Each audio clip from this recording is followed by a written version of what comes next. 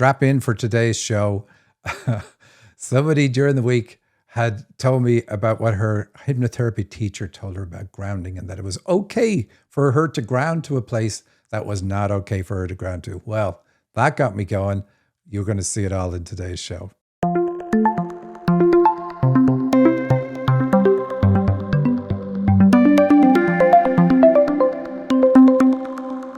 Welcome to the Dream Interpretation Podcast with Michael and Sandy.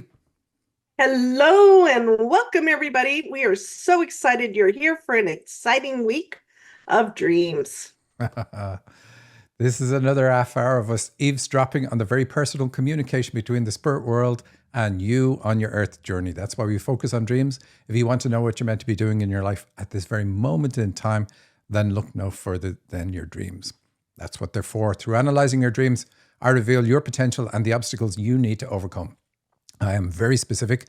I tell you the superpowers that you have, what makes you magnificent, and the bumps in life that are holding you back. But these bumps are not in the way. They are the way. And that may seem like a bummer, but it's not. To get your dream analyzed on our show, go to dream-analysis.com/podcast. Fill in the form that's there, or submit your dream to the show by simply emailing radioshow@dream-analysis.com. That's all you have to do.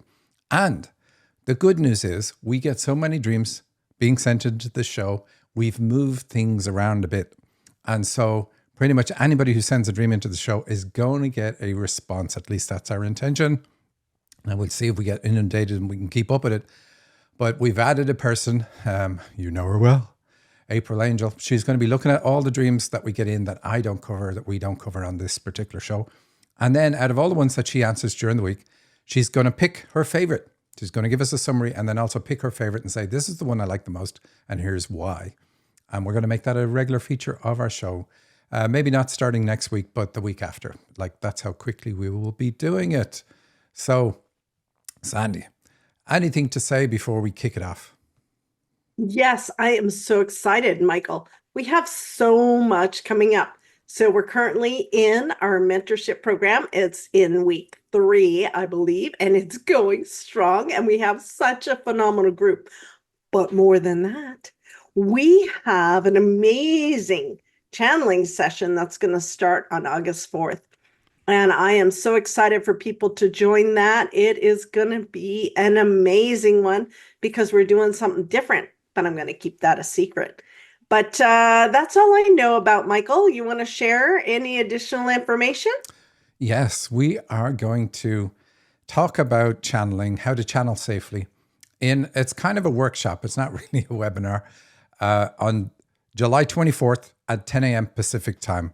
And you can book your seat at that. It's free, totally free. Go to dream-analysis.com/channel, CHANNEL. And it's more of a Q&A. Ask me anything you want about energy work. Well, that'll be Sandy. Or channeling, that will be me. And particularly about protection. We made this decision some time ago to talk about the things that nobody else talks about when it comes to channeling and things that can get in your way when trying to do that work. So it's going to cover that sort of stuff. It's also we're going to talk about protectors like dragons and gorillas and various other things, spirit animals that protect people. Why do they do it? How do you use them? Is there anything special about those things? Well, of course there is. And there's a special way to initiate them, get them protecting you. And we answer those questions in that webinar too.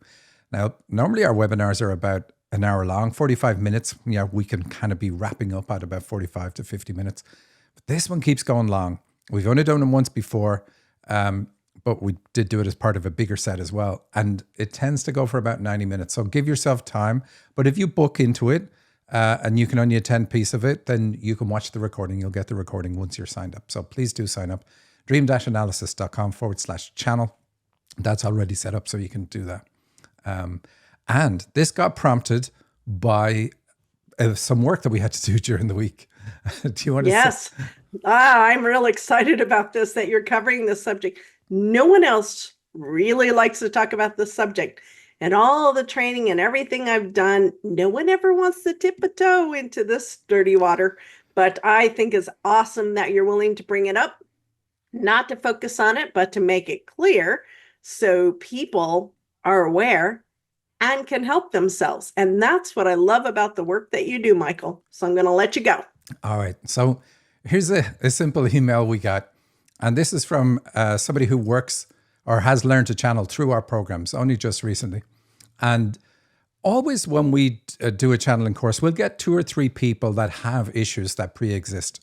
Like they're interested in this field, but they get dogged and they know they get dogged and they know there's problems. And we always deal with those. We help them and always have solved those problems for them as well. It's not part of the course, but we'll do it anyway as part of what we do. But this particular lady, she said, I'm having trouble grounding. And she said, Michael, I know you mentioned a crystal I could use to help me integrate back into my body much easier. I seem to get stuck and have to ask for help getting back in. And so basically what she had said was, I wake up and discover I'm astral traveling, and then I have difficulty getting back into my body. And that's really unusual. And Sandy does energy work. Sandy does special work with crystals. And I know that she's helped people who have this kind of issue where they find it hard to come back from that very high vibration and get back into their body. And that's what I thought she was talking about. So I said, oh, Sandy has a crystal probably that she can help you with that. No, it was a different thing altogether. It took, I don't know, probably took about 6 days to figure it out. But she says, oh, on another note, I had a hypnotherapy session where she was guiding me to ground to the earth. I told her that I ground to the moon to avoid psychic attacks. Her feedback was that she had never heard of this and that we are all beings of light. Nevertheless, she said, we're all able to ground to the earth. And I didn't know how to respond to her. Do you have any thoughts on her comment? Thanks. And I bet you have lots of thoughts there, Michael, because I know I do. I'll let you go. I certainly did. This is by email. I said, yes, my thoughts are that she doesn't know what she's talking about. Her response was wrong on so many levels. Yes, we are all beings of light, but some beings of light are still in the asshole stage. Tell her that prison is full of her beings of light. So is the spirit world. Some of those beings of light are in really bad places and they want to take you to where they are. I'm only kidding, but not about her being an idiot. Don't follow her instruction to ground to the earth. It will give you exactly the issue that you are having that you didn't have before you started taking her hypnotherapy course. And when she has you rightly screwed up from it, she will tell you that she doesn't know how to help you to deal with it. Why? Because she doesn't even know there's a problem. So there is absolutely no way she can help you with it. And now, Michael, let's talk about this for a minute. So a lot of people have no problem grounding to the earth, but there are many people who can't. You want to explain that a little bit more in detail, because that is such a nuance. Well, this is true. Most people can ground to the earth and it's great. But if it's not for you, and there's always going to be people. So when we do the channeling course in the very first session with me, I'm going to tell you where you need to ground, whether you in fact need to ground by sending energy out of your base chakra and soles of your feet, going to the earth or going to the moon, or maybe you draw a circle around yourself with a sword, or maybe you put yourself in a sphere. There's lots of different ways we can ground.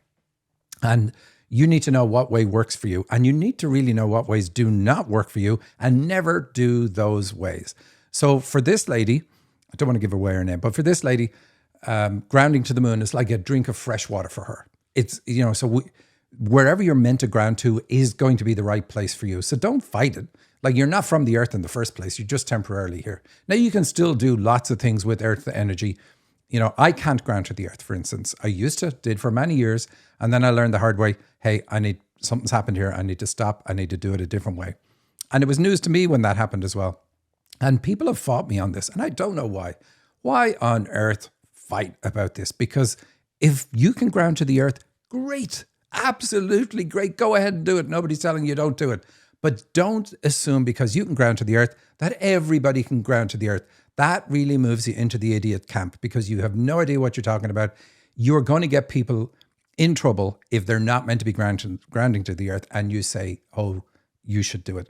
And a lot of people do this in their meditations or whatever. They will start them off and they would tell everybody in the group, okay, I want you to do this, ground down to the earth, and they'll have their own ways of doing it. If you know that you're not meant to do it, then just skip that part of the meditation and do everything else. Ground to where you're meant to go because that's what you need to do. And it's as simple as that. But this particular lady, we had to deal with the problem she was having, and it turned out to be pretty nefarious. So she was becoming aware that when she was coming back into her body after her astral traveling at nighttime, that there was another spirit. Which, by the way, don't we all astral travel at night? And not every night, but many nights we do. Dreams are a little bit different. For our dreams, we're always called back into our body. So even if you're astral traveling, you're pulled back into your body for the dream. But she was aware of astral traveling. That's one of the things she's able to do. And then she just felt like there was a force field around her that was blocking her from getting in. And we dealt with it then properly. And now she's got no problem. But it really is crazy to think that she already knew she shouldn't ground to the earth because she's going to get attacked. Because now, for a lot of people, it's not that you're going to get attacked. It's just that's not where you're to ground. It's not going to refresh you. It's not going to do the thing that you think that it is doing for you. But in her case, because she was doing that, she had set up this problem for herself that we then dealt with for her. So anyway, we're all different. Some of us ground to the earth plane. Others ground to different places. And what I have noticed is a lot of people that are trance channels and go really, really high, they don't ground to anywhere. They just, Nope. they tend to just ground in a sphere. They put this energy field around themselves. And if you know anything about physics, that is going to be the best grounding you can ever get. You can put whatever amount of charge you want onto the surface of a sphere. In fact, they do. But you can put that whole charge onto a sphere, and the negative charge always goes onto the outside. So when you are grounding, sometimes you can just do it in that way. And of course, it's not just do it. Don't just try something because you think it'll work. Do whatever you're meant to do. Anyway, I think I've belabored the point. But it made me think about this, that like I work with dreams all week long, but I also help people deal with problems that are plaguing them that have nothing to do with dreams. And so on Sunday, last week, not the one just gone, we went to a restaurant that we no longer go to. We avoid it because I always get attacked when I go to that restaurant. And there's many reasons that was set up that way.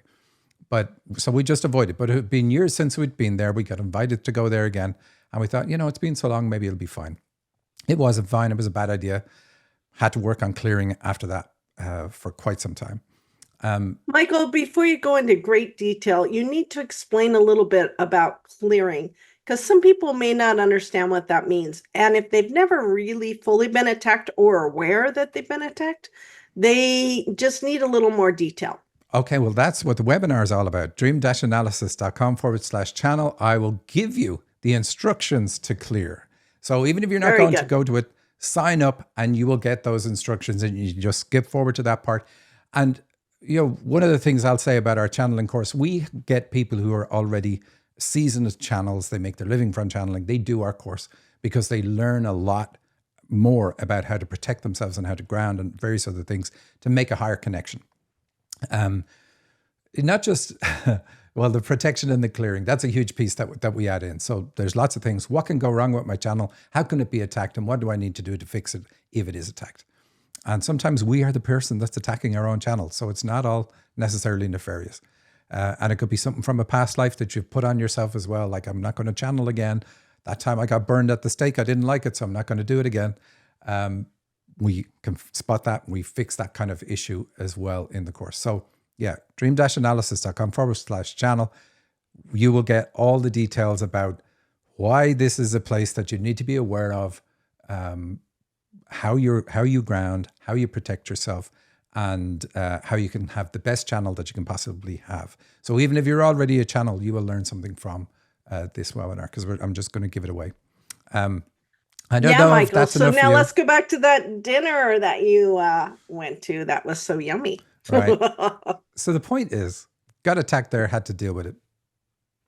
Won't even go into the details of it.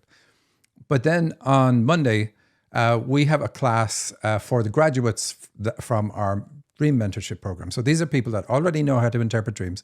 And we want anybody who's ever done any of our courses to use that skill set in the real world, helping other people.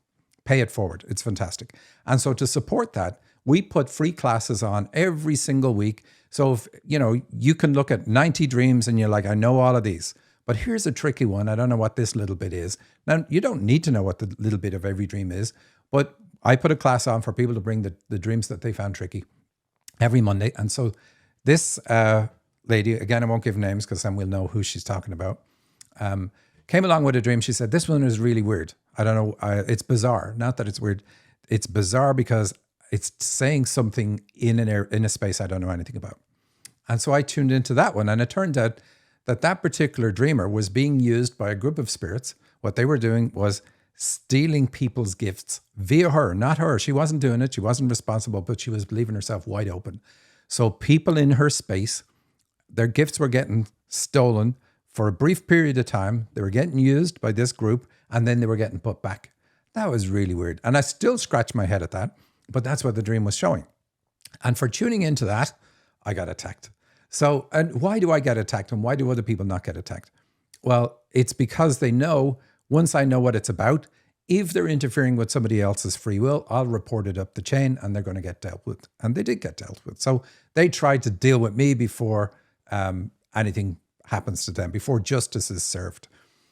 You could say the spirit world is all about free will, and it is. But if you're interfering with somebody else's free will, then you lose that game in court. It's just not going to happen. So anyway, that happened to me there. And then on Wednesday, I was doing a series of about 20 dreams for somebody else. And halfway through the set, she had a dream where a friend of hers featured, and there was a rider in this dream. And she even called the dream that, I won't give the names away again. So let's say Sophie has a rider. And a rider is a spirit that is kind of in your field, but they're inert. They can't do anything. They barely can even observe. They're not plugged into any energy systems whatsoever. And so sometimes high-level spirits, when they come here, they will allow a rider to be placed among them because it's kind of like, okay, they're going to get to experience everything that I experience in a kind of, you get to witness rather than experience. And so then it's like they're offered, hey, do you want to have an earth life next time around? And they're like, okay, it didn't seem so bad. Maybe I'll do it. So it's a way of helping spirits who are very afraid, who are very negative, who are whatever. They switch off all their abilities they come along with. Some people. Kind of rare, but it happens. And normally you don't have to do anything about these. You see, oh, somebody has this. They don't even show up on the radar because there's no problem with them whatsoever. But this one showed up. So it's like, okay, what is going on here? Because in the dream even, it was like, okay, this person needs to be cleared. And I even featured in the dream. Maybe we'll do the dream in the set here. And so tuned into that again and saw, okay, this is somebody pretending to be a rider. They came along. They're not really inert. And they are wrecking this person's life to such an extent that she had isolated herself from everybody. She works in her apartment. She goes out and gets food, brings it back and eats it in her apartment. Gave up trying to get into relationships, all sorts of things. Miserable life. Well, she doesn't seem miserable when you meet her. But I would say if that was my life, I would think it was miserable. But she's like, no, this is the best way it is for me because people have strange reactions to me ultimately. And it was because this spirit was lashing out at everybody that was around her. And so we got rid of that too. And of course, I get attacked for that too. So anyway, my point is, we deal with this stuff all the time. We don't just do dreams. We rarely ever mention this stuff. But that's how we're able to do our channeling courses because we know what we're talking about and we know how to deal with these things. And so for somebody to come along and say, oh, we're all beings of light, you are a moron. Yes. Now, hold on, Michael. That's a little harsh. We are all beings of light. It's just sometimes the light is very tiny. Okay. Let me correct that then. You are a moron because you are pretending to be in the light and talking rubbish. Don't hold a position where you say, I'm in the light and I'm going to tell you that that's not true. That is the worst thing you can ever do. It's fine to not work in this field and absolutely, that is absolutely good. But don't pretend to know things in this field that you don't know about and then tell other people, you don't need to protect yourself. You don't need to worry about this. That is the worst advice you could ever give. And if somebody is saying that to you, check it. And here's the thing that I love. When we teach our programs, we tell you to validate everything that we ever say. So if I'm telling you you can't ground to the earth, you can ask your own guides, is that true? Is Michael making that up? And they will confirm what I'm saying. Otherwise, I would be making it up. It has to all align, and it will align. So do courses that put you in a position of empowerment to where you can validate everything that you're told, so that you're not reliant on being told. You can channel for yourself, or you can read something, or you can be told something, and then you can validate it and go, is this true? Does it apply to me? Et cetera, et cetera, et cetera. That's the best way to be. And we do come across people plenty of times who say, oh, I don't believe in negative spirits and I don't believe in that. And I really do think they are the worst people that you could ever come across, because they tell you to put your guard down. Think of it. Yep. You have a guardian angel with you on this plane. A guardian. They have a sword. They are ready for battle. They are in battle all the time so that you can be here. Why do you think you need that? Because it's not a great place. This is a dark place. If they're prepared to battle on your behalf because you're so unaware, then don't let anybody tell you you don't need protection. All right. Should we stop there?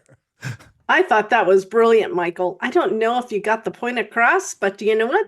People can go listen to your webinar. You want to state that again? It's dream-analysis.com/channel. And you can ask any questions you want at the end of that. We're going to leave time for that. But it's basically what we have learned from many years of doing this. I'm 33 years doing this. That's a long time. And Sandy is what, 20 something years working with energy. So we have a very high amount of years in this field. We know what we're talking about. We've hit our head against walls ourselves and gone, yes, very much so. What is this? What is going on here? And then had to figure it out. And we share that with people who do our courses. And it's all fascinating. What I love about it all is everything can be dealt with. There is nothing that you can ever encounter that can't be dealt with. It's the best thing about it. Yeah, Michael. So are you ready now to dive into some dreams? Because we have some interesting ones today. I don't know if we're even going to get them done. By the way, happy birthday to me. It's my birthday tomorrow. Yes, it is. And how old are you going to be, Michael? Do you want That's to absolutely say? right. So let's have a look at a dream. Okay. The first dream is titled Portals, and it's from Sarah. Portals to different points in time, or maybe just places, recent time, to do small things or to simply check on people. I would just walk into a space, look around a bit, and then leave. All righty, Michael, that seems short. Well, I think this is a longer dream. It is. That's just the first bit. So this part is saying that the dreamer has the ability to check in on people when she's asleep. And she does. She's leaving her body. Like, talk about astral traveling. We can go to the astral plane. That's the midway point between the spirit world and where we are on the earth plane. But we don't have to go there. We can stick around the earth plane and we can go visit people in their bedrooms when they're asleep. Should you do that? No, you shouldn't. But this person has the ability to do it. She's not getting any karma for doing it. It's just an ability she has. And sometimes she does it, but she's not meant to be doing it. Doesn't get the karma. But then we see the next piece. So we see that she's doing that. As she said, I'm simply checking in on people. And next piece. Brad Pitt and another were trying to wake me, but I was off doing these things. They were thinking I was dead, but I snored twice. All right. So Brad Pitt is a guide in a dream, somebody with a title. He's an actor. So Brad Pitt and somebody else, and it's about channeling. So one of the dreamer's guides, her guides, is trying to wake her up when she's off checking in on other people in her sleep. So it's like, hey, the guides are saying, stop doing this. You're not meant to be doing this. They're trying to wake her up. So she's even looking at them because she's astral traveling. It's not really a dream. She's looking at them while she's doing it and thinking, oh, that's funny. They think they're trying to wake me up. Thinking, instead of going, oh, I wonder why my guides or my team are trying to stop me from being over here checking in on this other person. I was returning. Mary stopped and said to me, and she was agitated, "You have broken up. A lovely couple." I argued, saying no. It was still their choice. I had been talking earlier to my daughter about this couple as if we were breaking down a story or a timeline section. She told someone who told the couple about an affair one of them had. The couple decided to break up.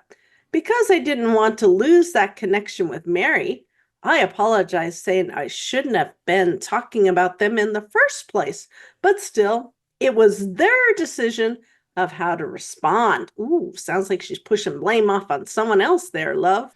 So this part of the dream is a mix of a dream now and the astral traveling. And we've talked about that before, about how dreams often do this. But I thought it was cool to show what we're doing while we sleep that has nothing to do with a dream.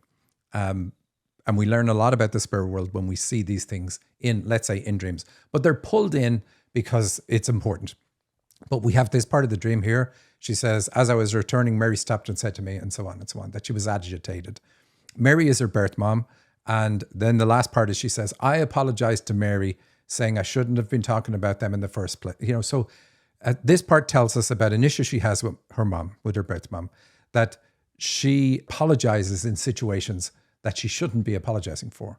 And so this is going to be pervasive in her life. Like, she's not in the wrong. She holds. So think about, like, what else goes with that energy? She puts herself down when she shouldn't put herself down. And so if that's my nature, it's like I'm putting somebody, I'm saying Mary is right when she isn't. Like, she completely is not. But I'm saying Mary is right. So that's the same as me pushing somebody up on a pedestal if I'm the one that apologizes for something that I never did wrong.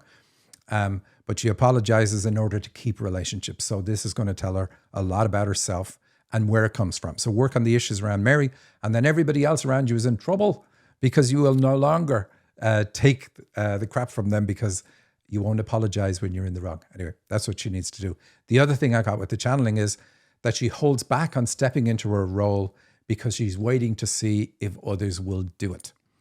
Again, how do we get that? Or why would we even think about that? It's this piece of apologizing when you're not in the wrong. So it's like, if that's your nature, if that's the energy, then it's going to hold you back in other ways. And we need to see, how does it show up in your life? And this is the beautiful part of working with us. We'll tell you, like, finger on the pulse, this is what it is for you. Can you identify that in yourself? And she said, like, absolutely. I do that, and I do that. I do all those three things for sure. And so the action I gave her was, she needs to find a new wording for this type of apology that does not include the word sorry. Good luck. Has to, whatever way she does it, she has to feel big about herself. She can't diminish herself. Anyway, last piece of the dream. Yeah. I was going back to my bedroom, and the cast of Will and Grace and others were around as a family group. I realized how no one pays attention to what's going on for the youngest of the family, how they, the youngest, are perceiving the actions around them. Very interesting. All about the youngest there, Michael. Well, that's because she's the youngest. So youngest in her family. And she says, I remember when I was very, very young, that people are very unaware of how much I observe, because it's like, oh, the youngest, she doesn't know anything, whatever. At least that's the way she was looking at it, right? But then the very fact that she's observing tells us that she has a poor bond with her mom. Now, we know that. In her case, she was put up for adoption. You couldn't get a worse bond than, like, oh, I'm going to give you away. I'm making light of a horrible situation. It is horrible. Nobody else can fulfill the role that your mom is here to fill for you. But of course, there's a reason mom puts you up for adoption. She'll have her own reasons, but you will have planned it too. It's very unlikely you will come into a situation and suddenly be given up for adoption. You know it's going to happen. You know it's going to give you a poor bond with the earth plane. And you know that then is going to put you in the perfect position to be able to help other people, because you can see things about them that nobody else sees. Why? Because you're looking at life from the outside. You never bonded with the earth plane. You don't like it here. You feel like you're on the wrong planet. You don't feel like you belong. All that sort of stuff. It's going to be pervasive throughout your life. Nobody knows that about you, though, because you're a chameleon. You make it look like you're fitting in. But that ability to see what's going on so that I can fit in gives you an ability then to look at friends, look at other people, look at clients and go, I see your problem. Because you do see the problem in a way that they can't and nobody else around them can. So what I did like about the Will and Grace, though, it's all about free will and grace. Grace in a dream is about the dharmic path. The Old Testament is karma. The New Testament is grace. Turn the other cheek. Jesus is all about grace and love. And so it represents the dharmic path. So it's good to see this in her dream. And when I channeled on that, I got that she can get to a level to the side of the dharmic path. She might even be there. So instead of like I'm on the karmic or dharmic path, she's kind of at the side of both of these. And she can move between karma and dharma depending on what is required by the angel team working with the client that she's working with in that given situation. So that's absolutely amazing. So she's kind of like outside the system, but can step into either one and plug in and fulfill the role that that person's team requires of her. Very, very unique ability. And Sandy, you talked so much about things at the start that we've run out of time for dreams. Oh my. Well, I love the fact that this dream really ties in well with the conversation that we had earlier. So it sounds like I don't have much questions because I think you covered it very well. All right. Glad to hear that for once. It must be Oh, because... no, I have to break your heart. Portals. What are portals? Well, you know very well what portals are because you work with them, you shut them down. So these are a mechanism by which we can go from wherever we are physically to another place physically, let's say, but we do it, our spirit body can move between or use portals to go to different places. Spirit world doesn't really like them that much. So at least not now anyway, but she has this ability to go from place to place, checking in on other people. And that's one of the reasons that they're saying, please stop doing this. They don't like portals being used. Nefarious spirits use portals all the time. Now Yep. she's not, but she can create them. And if she can create them, somebody else can use them too. So, Yep. So there's a few reasons it's been shut down. I glossed over that. Yep, that's why I decided I was going to ask about it. But anyways, thanks for explaining that. Very good. Well, I think that's all we have time for today. So happy birthday, Michael. I hope you have a fabulous birthday. Thank you very much. See you all next week. Take care. Bye.